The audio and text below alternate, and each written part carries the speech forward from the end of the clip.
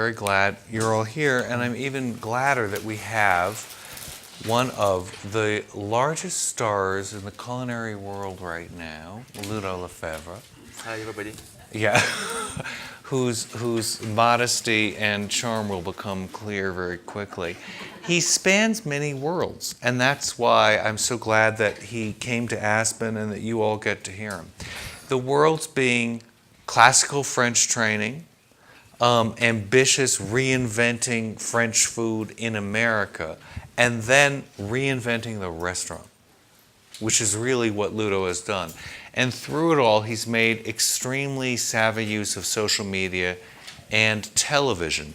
And television is a very controversial way for chefs to actually try to transmit a love of food as it's actually prepared in a professional kitchen. And I think Ludo is one of the very few who has tried to build appreciation for a kind of reality of running a restaurant, and what it takes to be a professional in the food world that other shows don't. So I'm eager to talk about that. What I first want to talk about is, since I'm going to contrast growing up in France and training in France with training in America, you started at 14, right? 14. And how is it that when you did that, did it mean giving up the rest of school or just getting on a track? The way it worked in France at that time, you go to school for, we call that an apprenticeship, c'est un apprentissage. And so you find a restaurant, and then for 3 years, in a month, you go 3 weeks to work in the restaurant and 1 week at school. Make sense? Yeah, except I would think it would kind of be the other way around. It's only 1 week of school a month starting at 14. That's why I don't speak English well.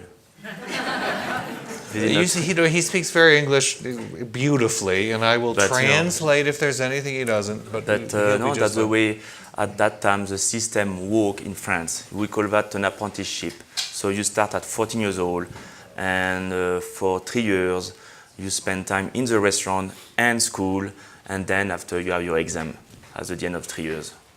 So this is a naive question. I've never understood. Are you taking the same exam that people who were going to school 4 weeks a month take? Yes, but just we have something about more about cooking, of course, you know. And they're not going to teach me a lot about mathematics. You know mathematics? Not anymore. Not anymore. So you got, it's a very condensed version of studies, but it's a very extended exposure to professional kitchen life. And what was that like for you? Did you live away from home for 3 weeks? Yes. So I work in the restaurant called L'Espérance, Marc Menot. It was a 3-star Michelin restaurant. Of course, I was the youngest one in the kitchen. So, you know, it was a brigade of 25 cooks over there. And my job, it was just to be the slave.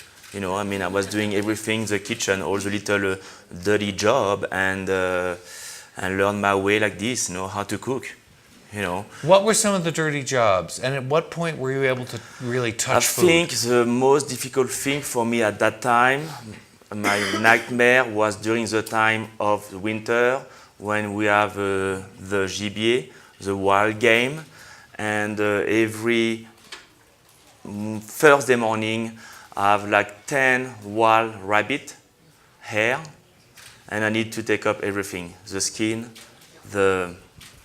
all the thing inside, the intestine, whatever. But you have no idea how this thing stink.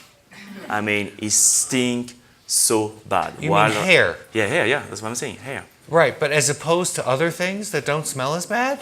No, this one is more gamey, yes. More gamey. And trust me, it's very, very difficult to, at 7 o'clock in the morning, you start to do that. It's hard, you know?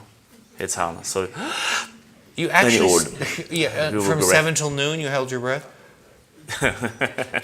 But how did you do it? Was it from 7 to 7? What were the hours? 7 o'clock in the morning to 1 the night. To 1 at night? Yeah. I guess they don't have labor laws in France. At that time, not really, no. And you have no choice. You know, if you're crying, you know what? You can look for another job. Because at that time it was very difficult to work in the 3-star Michelin restaurant. It was a line, like it was very, it was not a lot of good restaurant at that time. You know, now we have more and more and more good restaurants around the world. At that time, it was less 3-star Michelin restaurant than now. And great inflation. yeah, and so it was very, very difficult to enter in a restaurant like this. I'm lucky I enter in that, so you don't want to lose your job. You know, you want, at that time, you need to build your resume. You know, so you have no choice to work in a restaurant like this, in 3-star Michelin But restaurant. how did you get into the restaurant in the first place? Did you say, if I'm going to do this, it's got to be a 3-star or nothing? I've lucky my grandpa knows the chef. But still, I need to work. He tell me, you have a month to prove me you want to be here. Okay? If I was not good, he would tell me to get out, you know, definitely. You know? So yeah, it was 3 years, a lot of joy, but a lot of nightmare. But you know what? I'm thankful because I learned a lot about my job. You know, and I still remember, you know, when I was there. You know, the most difficult thing at that time is I have no car, no driver license or whatever, and my room was 10 kilometers from the restaurant. So This is out of another era. So how long did it take to walk each way? I don't walk, thank God, but I always find a cook to take me back to my little room, or 2 or 3 times a week at 6:45. I always have the same little grandpa who would take me each morning at the corner at 6:45 in this little hall, 4L car. It was so funny. And the funny thing is, the streets are very like this, and when we arrive on the top, when we're going down, you know, it was stopping this engine. I swear to gosh, we go like this, stop the engine, and after the last minute is put back the engine. This was a time of change. So he's talking about the mid to late 80s, right? 1987. Right. Because you're born in 71, I think. Yeah. So, No, sorry, yeah, I finished in 97, but 1985 start school. and what was food like then? And what were you observing? And was your dream, I am going to get to America? Because your dream became, I am going to get to America. You know, why? Why to come in America? Yeah, but at what point did you start getting interested in leaving France? After working for 12 years with a lot of 3-star Michelin restaurant, to work 16 hours a day, don't make any money. I just did not see that much my future in France. I mean, I don't want to work like this until 30 years old. You know, to work 16 hours a day and to make, you know, $1,000, you know, a month. You know, that's especially when you live in Paris. After I moved to Paris, and you know, when I was working with Mr. Passard à l'Arpège, a 3-star Michelin restaurant too. I mean, it's amazing opportunity. You learn so much, but at the end of the day, you work a lot. You don't make money. The good thing, at least, you work a lot. You don't have time to spend your money. It's good, you know. But you know, you have a rent is $600 for a room, and you're making $1,000. You know, so it's difficult. You know. Has that changed? I think a little bit. I think they passed a new law now where the cook need to work just I don't know how many hours a day. But no, at that time it was very difficult. You know? And in my time, you have no choice to learn your job in restaurant, because at that time you have no internet, you know, and it was not a lot of cookbook. You know, like now cooking, you know, and it was not TV show. It was not any TV show on TV at that time. Now I feel like it's more easy to learn how to cook, still to have an idea how to do a recipe. Well, of course, you need a practice, but now with TV, you can watch TV, you can learn how to do a beef bourguignon, you can buy a cookbook. Now, every chef doing a cookbook now, and you can just go on the internet and how to clean a wild rabbit, and you have a video. Of course, you need a practice, but that's what I try to explain. It's my time. You have no choice to just suffer, pay your due, and work 16 hours a day to learn your job. You have no choice. You have no technology at that time. Now I feel like that's very easy. Or these young kids come in the kitchen and they think they know everything because they watch Food Network or they read a cookbook or you know, or they did a show. You know what I mean? Okay, but you're saying two things. You're saying how lucky it is right now, unlike when you were there in the mid '80s, that you can get a YouTube video of how to clean a hair. But you're also saying unless you're there at 7 in the morning in semi-abusive conditions, and avoiding working with unendurable odor, you're not really learning how to do it. So how do you combine the two? How do you get somebody to be really trained and not assume that just watching television is going to teach them how to cook? You mean a cook, how to be trained now? Yeah, right. But now it's just more about to spend time in the kitchen and be patient. You know, learn your job. I mean, you know, I'm 43 years old, and I think I finally understand what is my style of cooking. I think I become like finally a good teacher. You know, like 10 years ago I was a chef, but I don't think so I was that good. I mean, I was good, but I didn't know enough about cooking. It takes time to learn, you know, your job. And I feel, did I answer the question? Or is, yeah? Well, let's talk about how Well, you I'm feel totally that, somewhere else. how you feel that when you were a chef, because why didn't you come to this country thinking, I am a chef and I know what I need to about food? What is it that you learned beyond that when you came to this country that made you into a chef? What I learned? When you got here. Yeah, So, I was not a chef when I got here. I was a sous chef at l'Orangerie. so explain to all of us, because we think sous chef is already a very high level of chefdom, and that, you know, once you can go from being an apprentice and a commis to being a sous chef, and I assure you that the sous chefs I meet today assume that they are every bit as skilled as a chef, and they think all they're waiting for is the job offer to be a chef. But as a sous, you know, they feel that they're running the kitchen, they know how to do everything, and, you know, they're chefs. So how is it that you say, nope, not me, I was a sous, that's all I was? What's the distinction? What's the Look, difference? in the kitchen, the old days, you know, the kitchen, we call that a brigade. So you have the chef, sous chef, you have the chef de partie, you have the line cook 2, line cook 1, after you have the apprentice, and that's it. So you have like 25 cooks in the kitchen. You know, that's what it was like. It's the same vocabulary as when you are in the army. You know, you have the colonel, admiral, Lieutenant, sergeant. So kitchen is the same thing too. You know, that's like this. You know, but now it's less and less now like this, because now most kitchen now and restaurants are smaller, and the brigade now is just 3 or 4 cook or 5 cook. But when you came here, But when I came here, I was a sous chef. So a sous chef, I know a little bit how to cook. You know, when you're a sous chef, I mean, you know how to do stock, you know how to clean fish, you know how to debone a whole pig or beef or lamb. I mean, you really have a basic of cooking. I don't think so you are a leader yet. I don't think so. It's very difficult to be a chef. I mean, not difficult, but a sous chef, you're not yet a leader, like take care of the kitchen. That's the chef de cuisine who take care of the kitchen, you know, to do the schedule, do the menu, all these things, you know.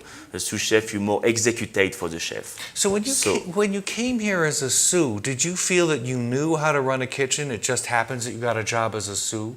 And he went to Los Angeles, and he really made his name at a restaurant called Bastide. L'Orangerie first. L'Orangerie and then Bastide. Bastide, yeah. But L'Orangerie, you were sous, were you not? So L'Orangerie was a sous chef. It was a very fancy French restaurant. Who here has heard of L'Orangerie? Oh, la Right. vache. Absolutely. See, you know, he asked a question last night. He cooked an absolutely fantastic I'm dinner. surprised, wow. And he acted as if he really didn't know what the answer was going to be when he said, who here has been to Paris? So we won't ask today, but of course every hand went up. I think that's impressive about L'Orangerie, though. Yeah, L'Orangerie was a 5-star restaurant in Los Angeles. Very French, very frou-frou, you know. So it was a relais chateau. I mean, beautiful restaurant. I mean, you know, high-end restaurant, you know. And so I arrived over there in '96, and I was a chef de cuisine after for 7 years over there. 7 years. But it was. But I learned my way. It was good for me. I became a chef de cuisine at L'Orangerie at 25 years old, because I was very excited, but I think it was too young. I know how to cook, I know how to try to do a dish, but I think my weakness at that time, I was not a leader. I don't know enough how teaching. I don't know how to manage a cuisine. I was too French. I was just screaming at people. You know, no, it's true. I mean, they raised me like this in France. You know, the chef scream at me all day. So you do the same after, you know. It was just, I was... And did they say, okay, were they used to being yelled at? What nationality No, I were they? mean, they're American. So they won a lot. They all sue me a lot. No, I you're get a just lot of joking lawsuits. about that. No, I get some lawsuit, yeah. You got lawsuits for abusive behavior? For traumatize them, or they don't sleep the night. You know, the chef changed my cake. My cake was good, but the chef don't want it like this. He changed my cake. And I remember somebody sued me for that because I did not like this dessert. He was a pastry chef, but I was a chef, and I don't like what he's doing. So, you know, and the guy sued me for that. You're not making this up, right? No. What was this? Well, it's America, you know, I mean, Was every diner at Orangerie a litigation lawyer, and they would like Oh, give trust me, their cards to the kitchen? I can do a movie or a book about what happened in L'Orangerie, trust me. You know, about my life as a French chef to move in America in LA, trust me. Trust me, I'm working on that now. So on a book. what happened? Oh yeah. As you should Anthony be. because- Bourdain, this kitchen confidential will be boring, trust me. He knows, Anthony. Anthony wants to publish my book. I say, no, I'll do it by myself, Anthony. Yeah, that's right. He's doing a line of books now. Yeah. Of course he wants But to. no, you know, I was so French. It's a new country, and I was so French. I was arrogant. I was like this. You know, I was like this. I'm not anymore like this. I mean, when I go back to Paris, I don't like French people. You don't like No, French after 2 weeks, I have enough. We are so arrogant. It's crazy. It's crazy. You know? Yeah. But do you go to restaurants and do you feel that same arrogance? Oh yeah. Still with me too, you know, between us or whatever, you know, yeah. The most arrogant restaurant I went, I'm sure a lot of people went in Paris. So you know the restaurant called L'Ami Louis? Of Oh my course. God, they're so arrogant over there. And I was with a table of a friend, they are American. So we all talk American during all the dinner. And at the end, the guys, the waiter, was arrogant during all the dinner. And at the end, something pissed me off. He gave us some warm plate for put our strawberry and our crème fraîche. And I just cannot take it anymore. I told him in French, give me some cold plate, please, okay? I'm not a tourist, okay? They're just asshole. Sorry. And L'Ami Louis will is everybody crazy. tweet that now, please, and I'll retweet you Oh, later. no, guys, please don't. My wife's gonna be so mad with me. But you know, no. But Did you they know, bring you another plate? Huh? Did they Yeah, bring you yeah. another plate? But no, I will say, you know, America changed me a lot. You know, I learned a lot how to be better in my life and with people.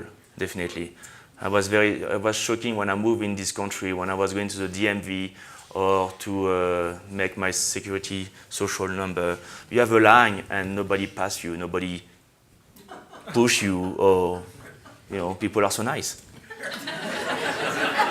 All right, Angelinos, is this true, or did he have an No, exceptional but it's true. I mean, experience? French people who are not, we don't have any discipline, I will say. See, yeah. But That's the problem of our country. But I don't quite get it, because the discipline that you learn in a kitchen is incredibly rigid and formulaic, and you were keeping that discipline up when you came to L'Orangerie and getting sued Yes. thanks to that. So how can you say that they're not disciplined? You're saying they're only disciplined inside of a kitchen? Yeah, maybe. I mean, the kitchen is just a lot about, discipline. You know, it is. You know, you say we chef, that's it. Still, the chef is wrong. You say we chef, that's it. You know, I was doing a little job. You know, when I was an apprentice, taking the dog of the chef outside, to poo-poo, make the food for the dog, washing the car. The weekend, the chef was going in the weekend, so it asked me to keep this dog in my house, I mean my room.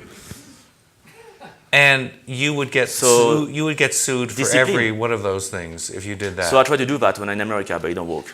I asked my cook to clean my car, but they don't want to do it. You're joking, right? No, I'm joking. Yeah, okay. I mean, because you had learned, he has a very poker face, so we have to... No, it's just a different mentality. You know, it was. I think I'm successful in America because I adapt myself. I forgot my.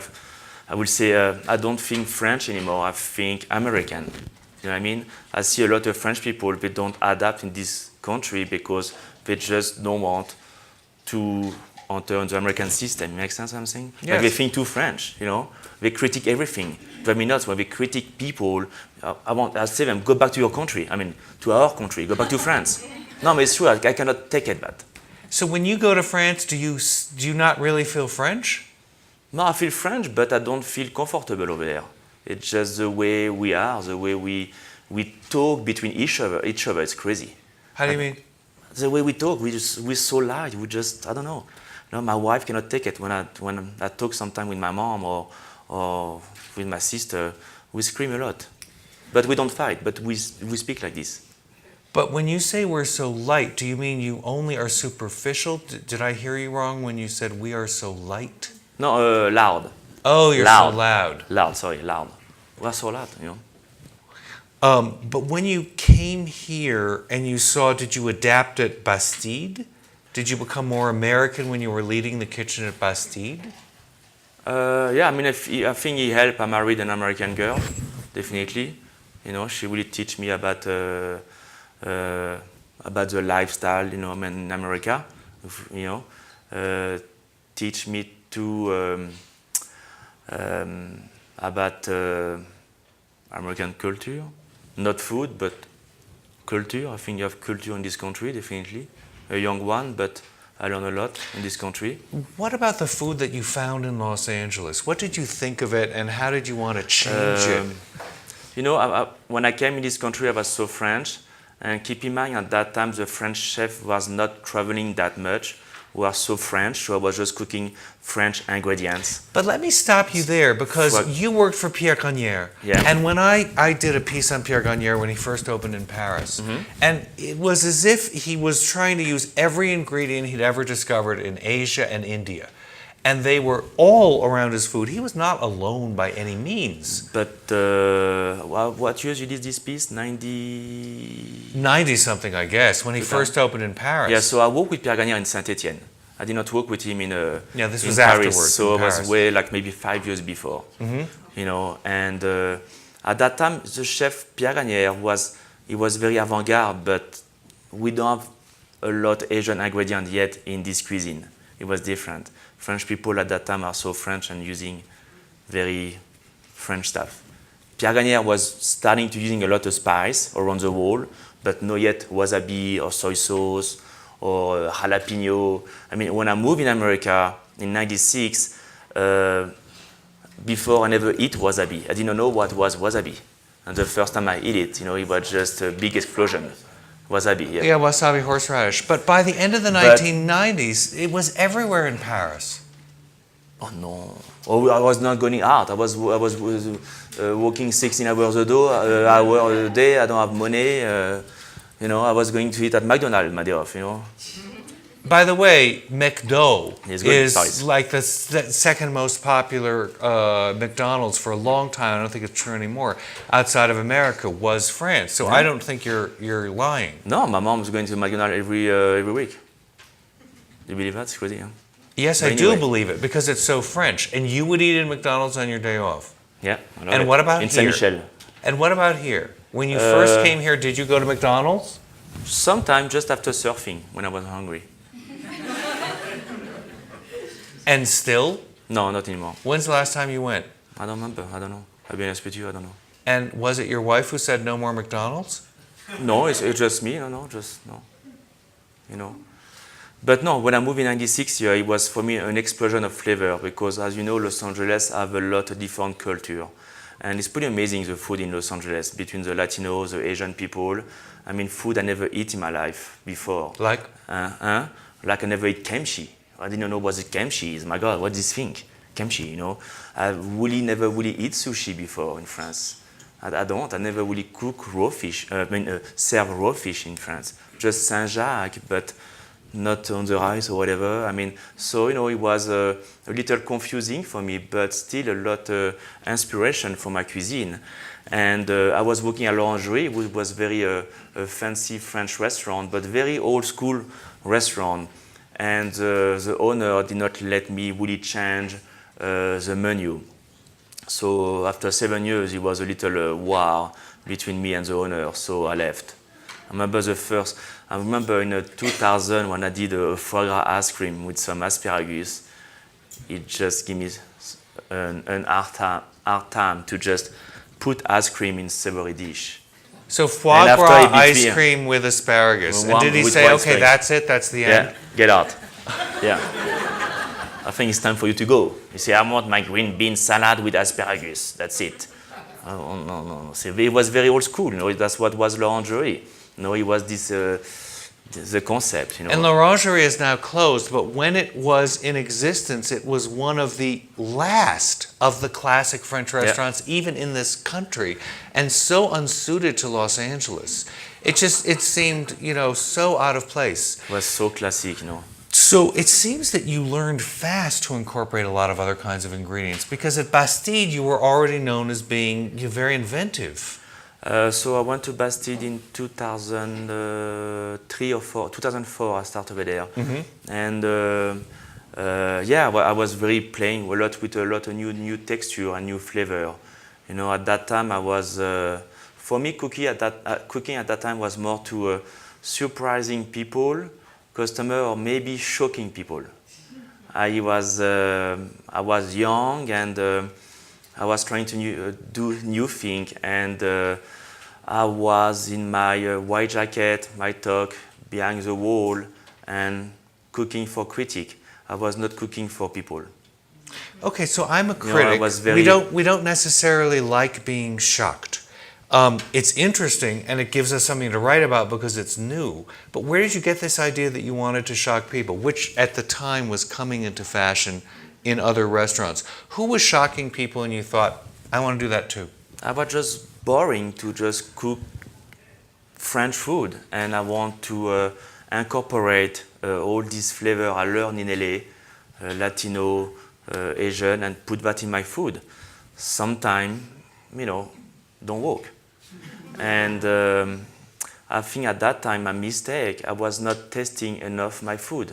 It sounds very interesting on the paper, but sometimes, I think I did a lot of mistake with the flavor, with balance. I was taking too much risk, You really mean that, right? Because I have been waiting for a chef to say that for so many years. Yeah, I'm a honest guy. I am so happy to hear you say that, and you actually mean it genuinely. I did not try enough my food, did not test enough my food, and I did a lot of mistakes. Some critic break me, some critic love me. Nobody tweet that, that's mine.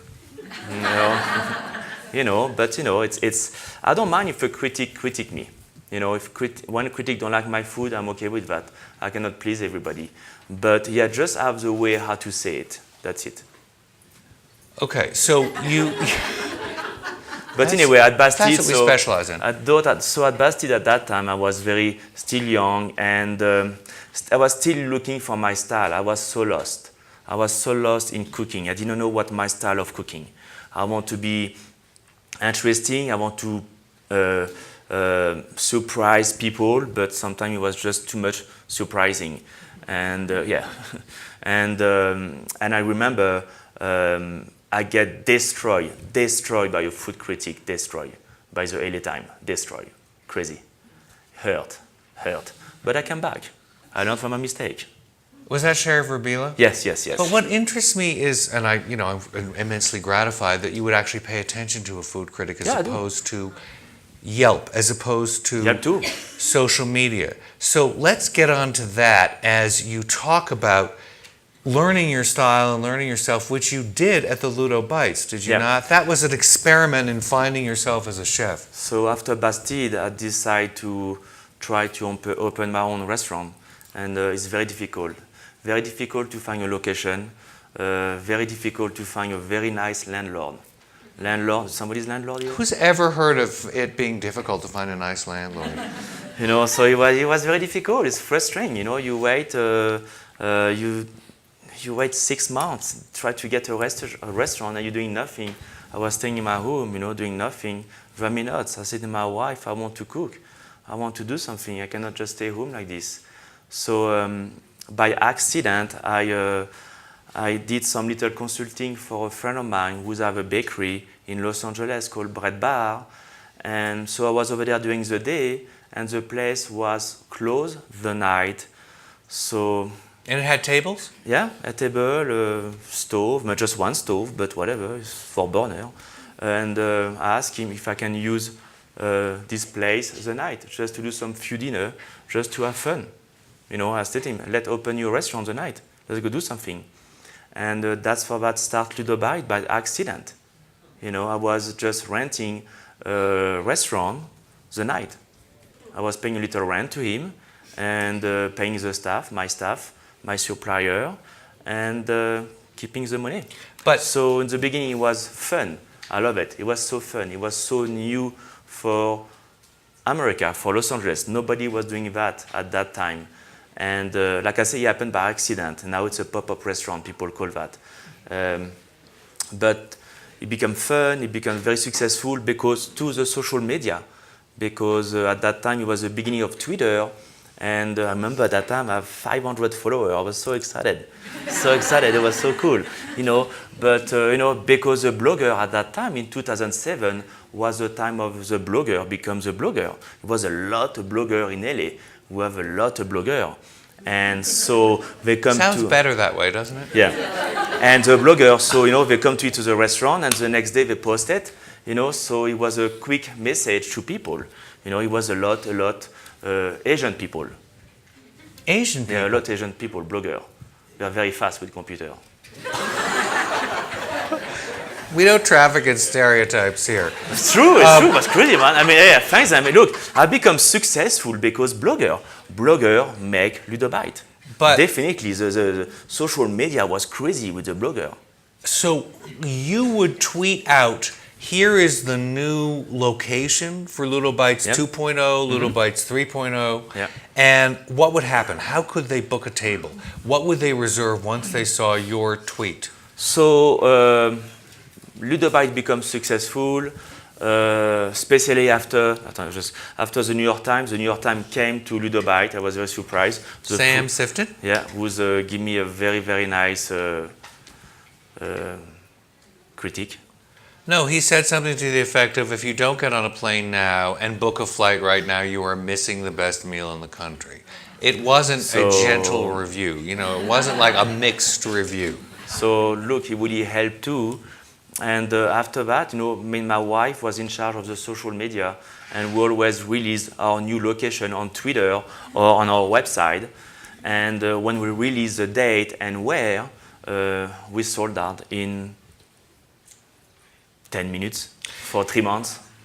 So when you say you sold out, you weren't having the ticket. Now in his restaurant, you buy a ticket in advance. That's it. You have paid for the meal, use it or lose it. Don't show up, easier night for him, and he's pocketed the money. But that wasn't the way with Ludobites, right? No, Ludobite, we release 3 months of reservation in the new location, and you just make a reservation. You don't need to pay in advance. But we sold out. We how you say in English? Help me. Say it in System, the computer system, the reservation system explodes 3 times. I remember we use 3 different systems of reservation, and the last one we used, it was OpenTable.com, was the bigger one in America. I remember the day they called us and said to my wife, "Who you are, guys? You shut down all our system in America. They never see so many people try to do a reservation in 10 minutes in the restaurant. Never. So they failed 2 times. 2 times they did not how you say in English? They did not take all the demand on their on the website to. So they fire me. They say we don't want to use anymore. Okay, but let's. So I have no system. So after. you're immensely talented and you're a wonderful cook, and everybody has to try to eat his food in Los Angeles, and frankly, you won't be able to. It's just that hard. So, you know, you're going to come away wishing you could, but you can't. However, what is it that led to this? Is it the power of the bloggers? Is it Twitter starting and giving you all of your business? Or by that time, were you on television? I'm talking about Ludobites. The pop-up restaurants in the first 5, 6 iterations. At that time was the first time I was starting to do TV. I did a show called Top Chef Masters. Top Chef Master. I did that 2 times and I lost 2 times. fine. But he helped, he really bring people to your restaurant. It's sad to say, but TV bring people to your restaurant. It's a good exposure. Thank you, madam. It's a good exposure, TV. Definitely, he helped, So by the time you opened Ludo Bites, you had been on Top Chef Masters? Two times. So that but I was has a not- lot to do with it, But no? I was not long time over there. I lost 2 times the first round. So everybody Going out, saw you lose. Okay, yeah, but it was not like I was the superstar on TV and winning all the show. Yeah, but you were a superstar just by virtue of having been on it and but that look, kind of exposure. Definitely now, TV really help for exposure. All the chefs now want to be on TV. It's crazy. All the chefs want to be on TV now. Of course they do. It's crazy a lot. And if they say no, they're a liar. I've never heard anybody say they didn't want to be on television. Yeah. Never. Yeah. I mean, I haven't, because it's so important to building your brand now. And I think I like to be on TV. I mean, the show The Taste I really like because I do what I want and I do the most important thing. I really teach people how to cook, and I love to teach. And I love The Taste because I'm with my team and I teach them how to cook. You do some TV show comme Top Chef Master, I'm sorry, but you know what? This is a stupid show for chef. They put you some difficult situation. It's not authentic about cooking.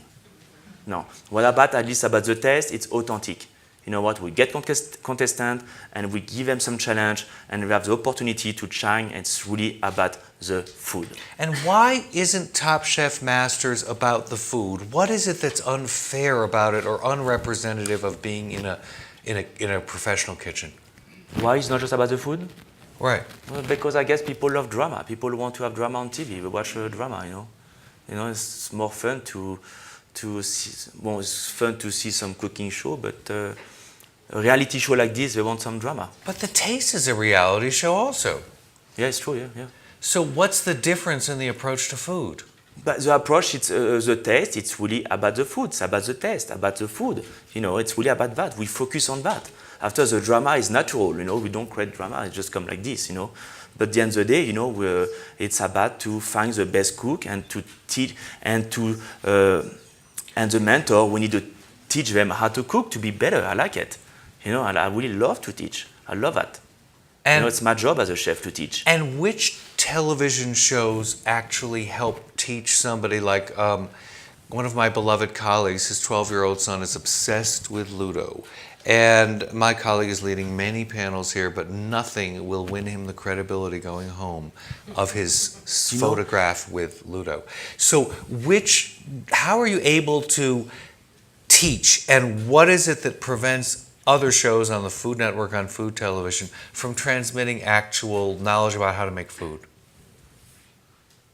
What is it that gets in the way on other shows of good, authentic teaching? I think the challenge was just too stupid. Makes sense? Well, I don't know what the difference between the challenges on Top Chef Masters and the challenge on The Taste. I thought they both gave... On Top Chef Master, they're going to make you food from the gas station. With some sneakers or whatever. I mean, that's not... you know what I mean? I mean, it's not cooking. But cooking is about have good ingredients, learn about technique, put some love, and not just to cook from a machine like this. You know what I mean? Cooking is that. Cooking you need to have some respect about the food. The culture and all this stuff. And Bourdain, The Taste, offers you that. Oh, Anthony, yeah, of course. Well, not of course. Everybody has different opinions about different hosts. Yeah. But I know a number of other chefs who were on television and liked it and got famous, who say... You have chef and you have TV chef, okay? Don't start with that. Don't start with that. Okay, but...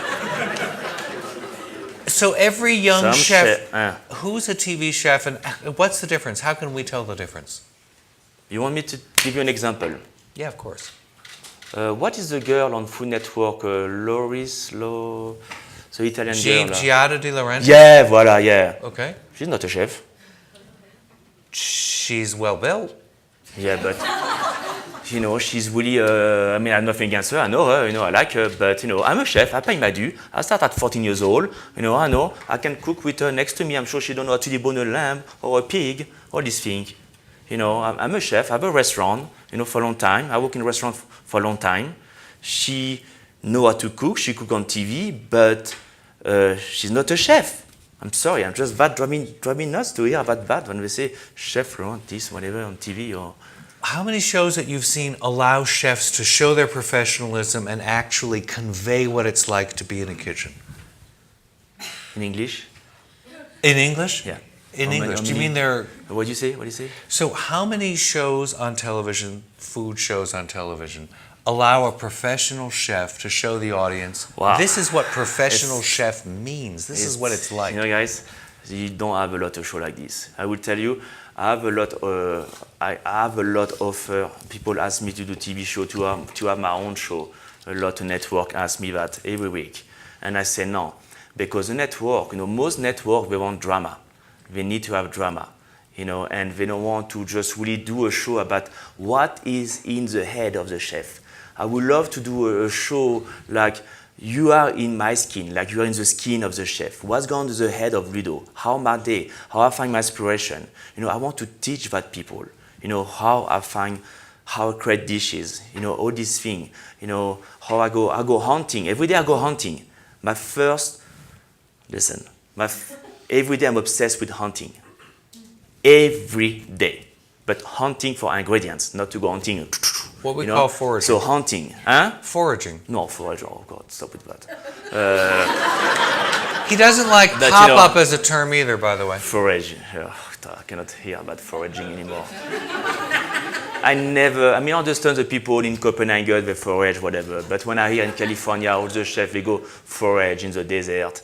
I mean, you know what? Why I will go foraging? I have some beautiful farmer. They give me some amazing ingredients, herbs, everything. Why I will lose my time to go get sunburn on the mountain and just, you know, and get some 2 or 3 leaves or whatever. All right, it's slightly pedantic. Well, anyway. But no, I have to say the original use of forager was Japanese, and it was exactly somebody who went to every local farm trying to find the best ingredients. Thank you. So for a long time in restaurants, foraging meant finding the best suppliers. Ouais. And it was only when René Redzepi and the New Nordic people started going and collecting seaweed. Stop. Don't say that. The first chef who did that is in France, Marc Vera and Michel Bras. Sure, Marc Vera and Michel Bras. They go foraging 20 years ago, guys. And I should say Redzepi credits them. 20 years ago. Right. Okay? So enough to say the French people were down or whatever.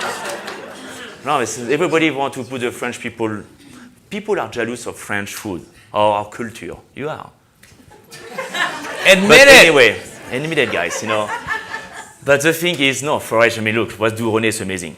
It's amazing. You know, I'm not jealous, of course. But chefs like Michel Bras, Marc Vera, we are doing that like 20 years ago.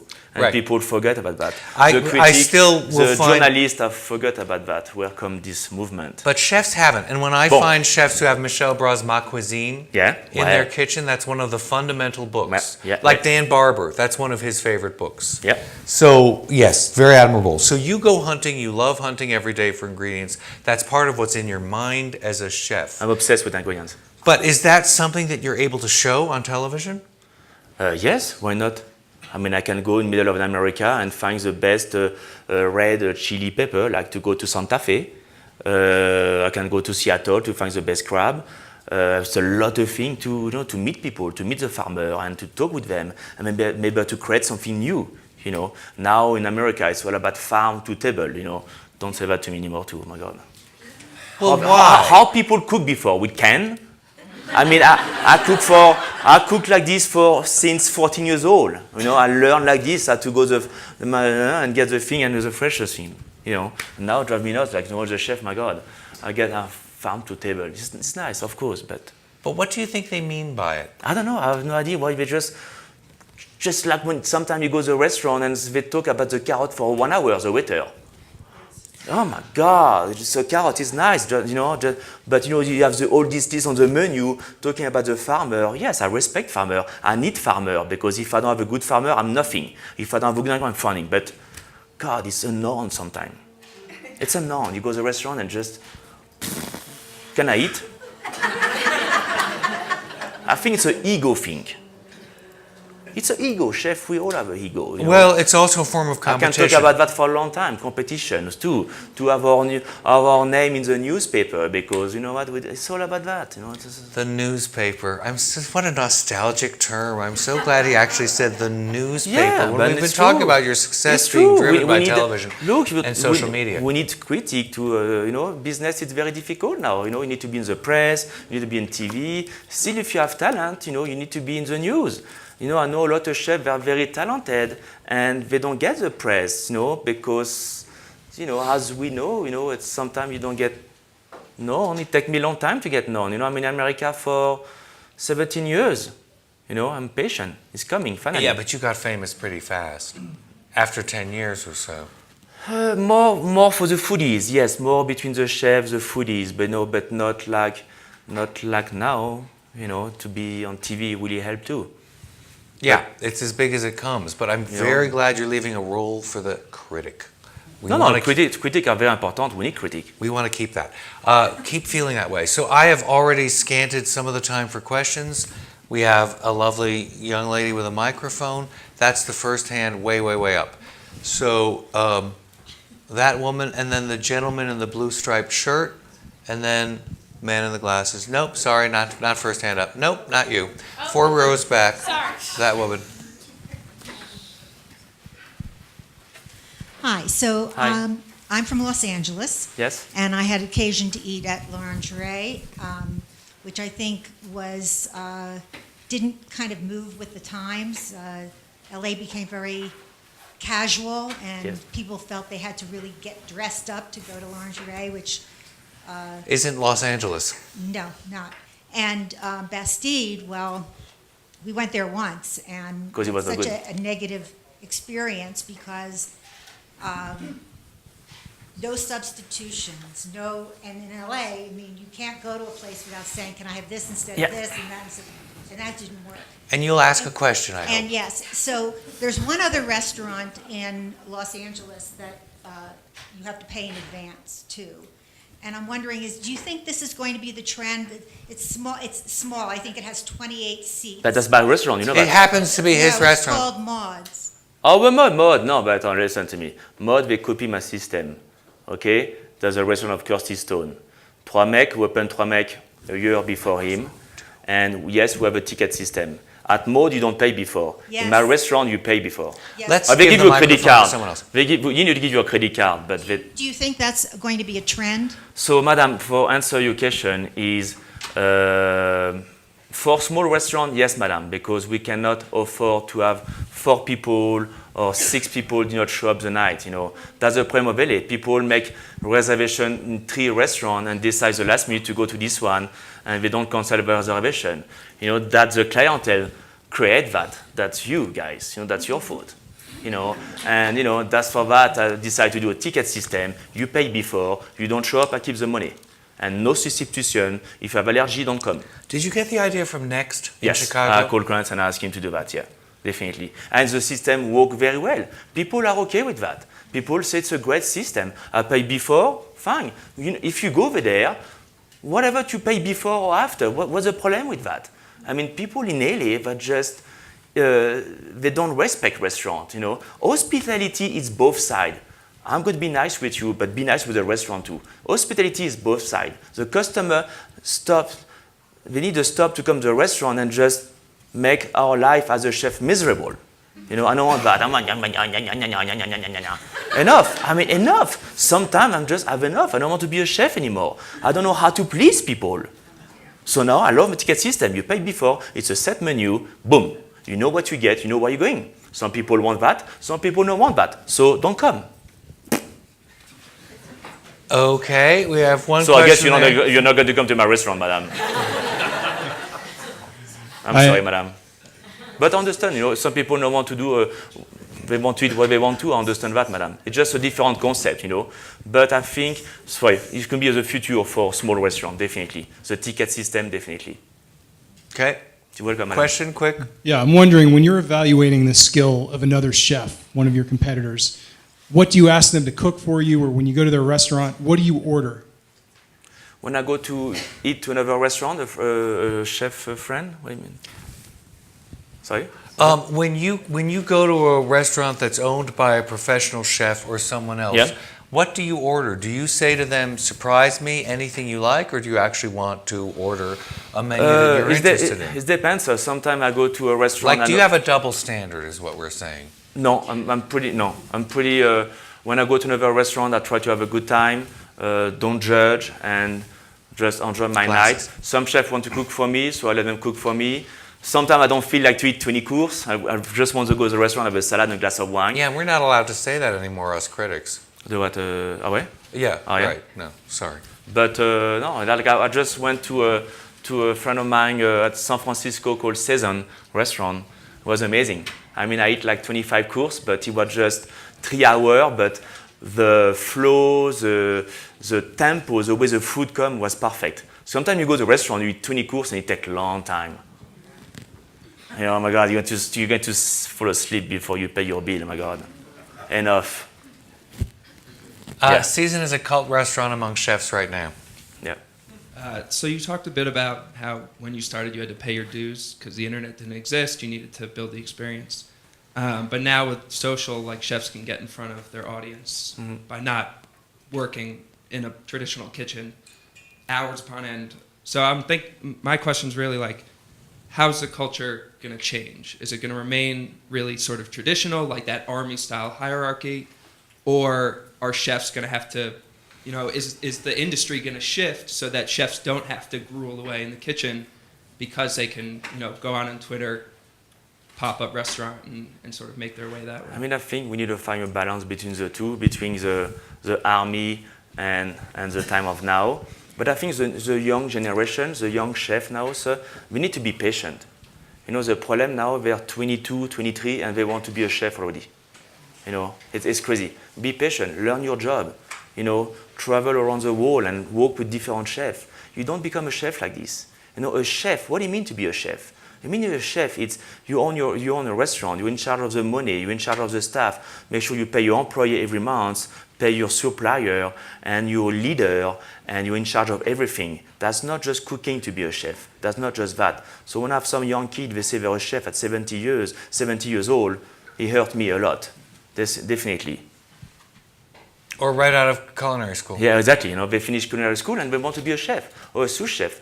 But you know what? If they forget about one thing, you need to teach your cook how to cook. And sometimes I have some chefs want to be my sous chef, and I test them, but they don't know how to do a few things, where it's very basic. And you need to know this thing. Like I said, but our first job as a chef is really to teach how to cook. I have to say it's kind of a French method. One way, You here and think- then. You mentioned that you felt that the anger and the intensity and the demands was a very French trait, and I always think of Thomas Keller as a particular, well known for his, and maybe he learned it in France. But I guess I'm curious about how much of that anger and that intensity is necessary to run a good restaurant, and where do you see the female perspective in that? And That's a good we talked a lot question. about a lot of male chefs you work for. I'm just curious where you see the role of women chefs in this. So, Okay, so 2 things. You were an angry young man when you came here, and you got sued for it. So is there a place for anger in restaurants? And what do young chefs do with that? And then how do women survive in that world? I think no scream is not a solution. I realize that with the time. But sometimes you need to scream. Sometimes you need to. So sometimes I do it. You did it last night, if I may say so. No. But when you say 10 times the same thing to somebody and do the same mistake, I'm a human being. I cannot take it anymore. Yeah. But it's not a solution too. You need to combine that. And to be a woman in the kitchen, I would say I never worked with a woman in the kitchen until I came in America. When I was in France, there was no woman in the kitchen. No. Crazy. So I was a little shocking about that, to see a ladies in the kitchen. But I think it was cool, It was cool, I remember one of my chefs say, I don't hire women, they're just trouble. And when you go to a restaurant in France, there was a fancy restaurant, there was no woman in the floor too. I don't know if you realize that, but 3-star Michelin restaurant, no woman as a server. Crazy. No, we all realize it. So have you tried But to change that? now I have 3 women working with me. And one thing I would say about women, I think they're crying less than the man. I don't know if it's because they have something to prove, but I have 3 women with me. They never complain to me. They say, "Oui, chef, that's it," and they do it. And So- the guys, the boy, they're just crying for everything. But you mean complaining and whining. Huh? He means in the French it's sort of a faux ami. It's whining and complaining. You don't actually mean Yeah. tears No, yeah. loud Yeah. à l'œil. But no, it's true. And then you. I was just curious. You mentioned getting inspiration for your innovation from the new cuisines that you sampled when you moved to LA. Do you get inspiration for your innovation from anywhere else? I mean, I get inspiration all around the world, definitely. And now the good thing with internet, I can see what's going on all around the world. I don't test sometimes, but I can look what's going on all around the world in the restaurant. I wish I have more time to travel to really, gain inspiration and discover a new flavor. Like I would love to discover more South America, to go more in South America, the food over there. That's now where chefs have to go. If for a couple of years it was Copenhagen and Stockholm, and Norway. Now it's South America. That's where everybody That's what has to people go. say, so I guess follow the trend. This lady, then that lady. Chef, many of us obviously are here because we love food, and you spoke of the many things that you learned when you came to our country. I'd like you to tell us some things that you wish that we Americans would learn from France about food, or preparing your food, or buying I think your I wish quality. I wish A America. good if outmoded question. Well, look, I mean, America changed a lot, with the food, definitely. But I wish Americans would just not eat because we need to eat. And sometimes I feel like this. I wish they just don't do a feast just for Thanksgiving. I wish they can do that every day. Like really have the pleasure to cook with their family and sit down together, every weekend or whatever. I mean, I grew up in France, and every weekend the grandma was cooking roasted chicken after the church, things like this. I feel sometimes Americans would just wait for Thanksgiving or Christmas but things change a lot. People really, really love to cook now in America. It's pretty amazing what's going on in this country now. It is. That was a beautiful answer. That was a beautiful answer. Do you think that you could actually teach chefs or cooks to become good chefs, or do you think it needs to be that can you develop a palate, or is it something, the touch and the thing you have or you don't have? I think you definitely have a little thing. I think so. I think you need to born like this. I think so, definitely. But you still, teach basic to people. You can be a good chef and always execute a good recipe. You have chefs like this, and you have chefs who are creative. You have chefs, they're always going to do the same thing, like classic thing, but they cannot create a dish. I know some guys like this in my kitchen. They do exactly what I say very well, but they don't have the thing to be creative. They still have a good technique, but they still don't. I think you need to have a little thing. I think so. Instant. Yeah, instantaneous. We have one more question, and it's that hand up, green shirt.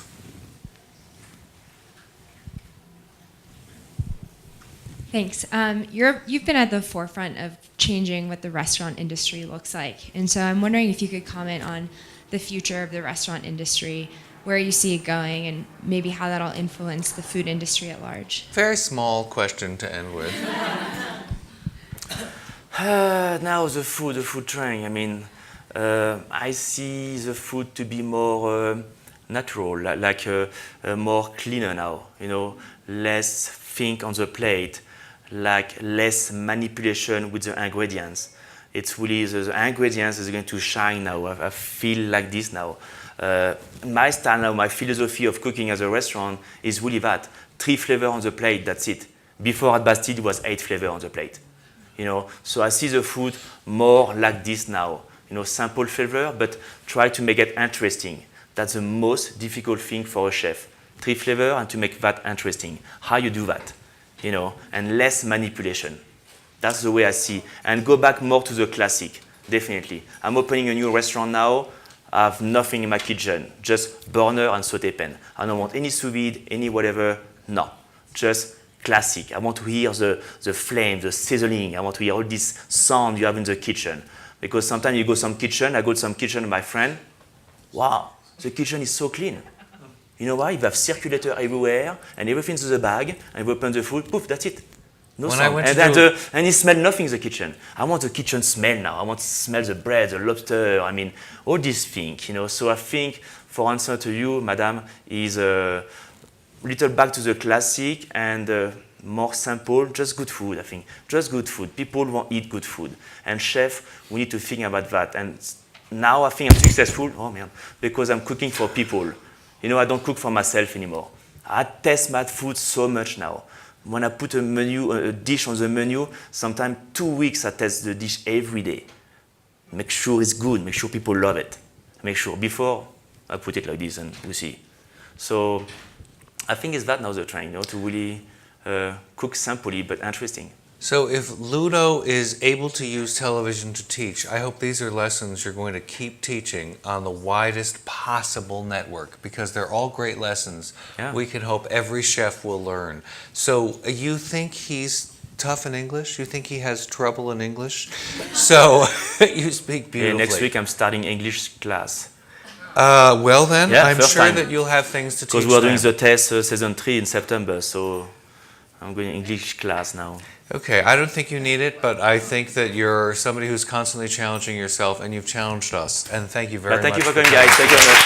Merci.